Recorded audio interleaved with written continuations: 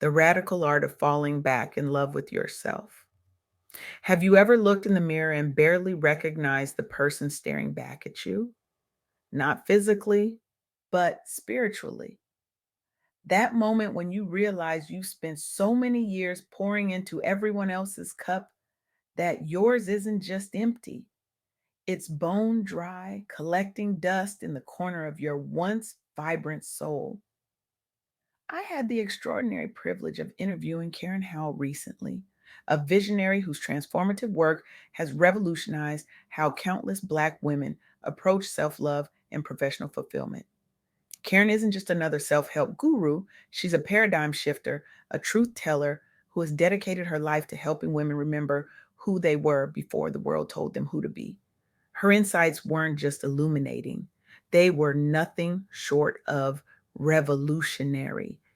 And today, I'm honored to share the wisdom she imparted. Wisdom that has the power to fundamentally alter your relationship with yourself. What struck me most about Karen was her unwavering commitment to helping others rediscover their worth in a world that constantly tries to diminish it. She's not just making the world better, she's fundamentally changing how we see ourselves in it. And that, my friends, is where true transformation begins. We live in a world that celebrates the grind, the hustle, the constant doing, especially for Black women.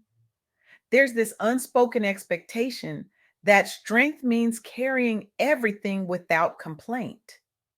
That softness is somehow a luxury we can't afford, that vulnerability is weakness, that rest is laziness.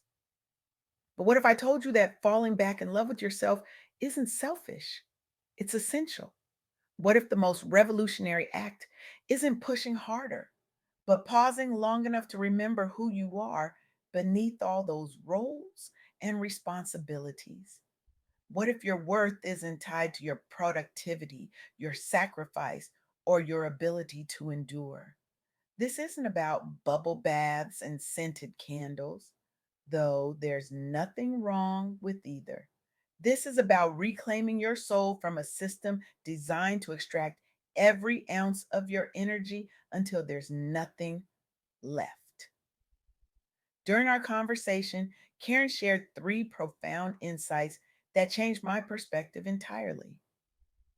The first, self love isn't just a nice to have, it's the foundation upon which everything else in your life is built. Think about it. When was the last time you made a decision from a place of genuine self love rather than obligation or fear? When did you last choose yourself without feeling guilty about it? When did you last say no without offering an explanation or apology? Karen Betts, one of the remarkable women whose story Karen Howell shared with me, faced this question head on in her professional journey. As a pioneer in beauty enhancement, she encountered an industry resistant to her innovative approaches. The skepticism was relentless, the pushback constant, the doubt suffocating. But here's what made her different. She didn't abandon herself in the face of resistance. Instead, she doubled down on her vision, a vision born from witnessing loved ones struggle with confidence after medical treatments. She dedicated herself to mastering semi permanent makeup techniques, not because it was trendy, but because she recognized a profound human need to feel beautiful again after trauma. Today, her clinics serve thousands across the UK. But the real transformation wasn't just in her business growth, it was in how she inspired other professionals, especially women, to embrace innovation as an act of self love and pay it forward in their communities. That's what happens when you build from a foundation of self worth. Your success becomes more than personal achievement, it becomes a beacon for others. It creates ripples that extend far beyond your immediate circle. it changes lives. The second insight Karen Howell shared was equally powerful. True transformation begins when you move through fear with courage, using empathy not just for others, but also for yourself. We're so good at extending grace to everyone else, aren't we?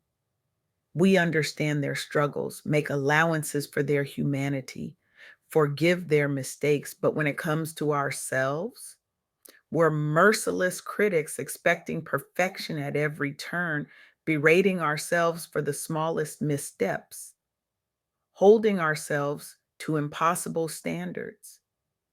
Karen Moore's story illuminates this beautifully. After leaving academia with no clients lined up, she launched her own public relations firm while raising a newborn son. Her husband was also transitioning careers. There was no safety net, no guaranteed income, just a woman who believed in herself enough to take a calculated risk in a world that tells women, especially Black women, to play it safe. What struck me about her journey wasn't just the outcome, growing an internationally recognized communications firm based in Tallahassee, but how she got there. She leaned into skills honed during global travels, built relationships rooted in mutual respect, and embraced risks fueled by belief in herself. A formative solo travel experience had taught young Karen quick thinking under pressure, a lesson she carried into entrepreneurship years later. That's the thing about self empathy. It allows you to draw on your full history, to recognize that your past challenges weren't just obstacles, they were preparation. They were training grounds for the woman you were becoming. Today, she's celebrated as an empowering force among businesswomen locally and globally. Her journey inspires Black professionals everywhere to bet on themselves, even when the odds seem stacked against them. That's what happens when you move through fear with both courage and self compassion. Your journey becomes a roadmap for others navigating similar terrain. Your vulnerability becomes permission for others to embrace their own. The third insight Karen Howell shared was perhaps the most profound. Your unique story, complete with its challenges, pivots, and triumphs, is a blueprint that can uplift your community when shared authentically. We often hide the messy parts of our journey, don't we? We showcase the highlight reel while keeping the blooper reel locked away. We present the polished version, the sanitized story, the acceptable narrative. But what if those bloopers are precisely what someone else needs to hear to feel less alone?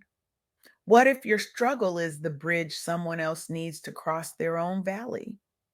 Consider the co founder of Digital Brand Architects, the first talent agency dedicated exclusively to digital influencers. This visionary turned authenticity into big business while championing diversity online. The influencer marketing space was uncharted territory, dominated by traditional gatekeepers skeptical about digital creators' legitimacy or earning power. Rather than conforming to established models, she focused agency efforts on nurturing genuine voices within marginalized communities and prioritized representation at every level of partnership building. The result? DBA became one of Forbes' best branded agencies and paved new paths for Black creatives seeking visibility online. What made this possible wasn't just business acumen, it was a deep belief that loving your own story is powerful currency. Recognizing the lack of support systems available for digital first talent, especially women of color, she leveraged her expertise to build something unprecedented. That's what happens when you embrace your unique journey. You create spaces where others can thrive simply by being themselves. You turn your wounds into wisdom, your challenges into change, your story into sanctuary for others. These stories share a common thread. They begin with women who dared to fall back in love with themselves, not in a superficial way, but in a soul deep recognition of their worth, their vision, and their right to take up space in the world. This isn't easy work. It requires dismantling years, sometimes generations, of conditioning that tells us our value lies in what we do for others rather than who we are. It means setting boundaries that might disappoint people who've grown accustomed to your endless availability. It means sitting with discomfort as you rediscover parts of yourself that have been dormant for too long. But here's what Karen Howe helped me understand: this journey back to yourself isn't just personal, it's revolutionary. In a world that profits from your self doubt, loving yourself is an act of rebellion. It's a political statement. It's a declaration that you will no longer participate in your own diminishment. When you fall back in love with yourself, you give others permission to do the same. Your boundaries become a template for theirs. Your self compassion creates ripples that extend far beyond your immediate circle. Your courage becomes contagious. As Sister Maya Angelou once said, when you know better, you do better. And knowing your worth, truly knowing it, not just intellectually, but in your bones, changes everything about how you move through the world. So, where do we begin? How do we start this journey back to ourselves? I challenge you today to commit to one small act that puts you first again. Write yourself a love letter acknowledging all you've survived. Set a boundary without explanation or apology. Revisit something that brought you joy before you forgot how to prioritize it. Speak to yourself with the tenderness you'd offer a beloved friend. Look in the mirror and see not just your reflection, but your divinity. Do it boldly and watch what happens next. These aren't indulgences, they're investments in the foundation upon which everything else in your life is built. They're acts of courage in a world that wants you depleted, doubtful, and dependent on external validation. And remember, you cannot serve from an empty vessel. You cannot lead from a place of depletion. You cannot love fully when you've forgotten how to love yourself. And you certainly cannot change the world if you're too exhausted to imagine what that change might look like. The journey back to self love isn't linear. There will be days when old patterns resurface, when the voice of doubt speaks louder than the voice of compassion. But each time you choose yourself, each time you honor your needs without apology, you strengthen the muscle of self love. You reclaim a piece of your power. Today, I'm asking you to put down the cape, to exhale fully, to remember who you were before the world told you who to be, to recognize that your worth isn't earned through sacrifice. It's your birthright. Because this radical act of falling back in love with yourself isn't just about feeling better, it's about creating a world where love, not exhaustion, is the currency, where boundaries, not burnout, are celebrated, where authenticity, not performance, is valued. When enough of us commit to this revolution of self love, we don't just change our individual lives, we change the collective story. We create new possibilities for those who come after us. We leave a legacy of wholeness rather than one of depletion. So tonight, when you look in the mirror, try seeing yourself through eyes of love rather than criticism. Notice the wisdom in your gaze, the resilience in your smile, the beauty that transcends physical appearance. And remember what Karen Howell taught us: Falling back in love with yourself isn't just a personal journey, it's the foundation upon which everything else in your life will flourish. You are worthy of that love, not tomorrow when you've accomplished more or fixed what you perceive as broken, but today, right now, exactly as you are. The world needs people who have remembered how to love themselves, people who set boundaries without apology, people who rest without explanation, people who have traded surviving for thriving.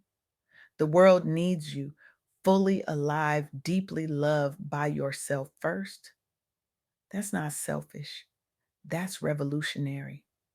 And it begins with a simple choice to fall back in love with the magnificent, imperfect, glorious human being you already are. Thank you.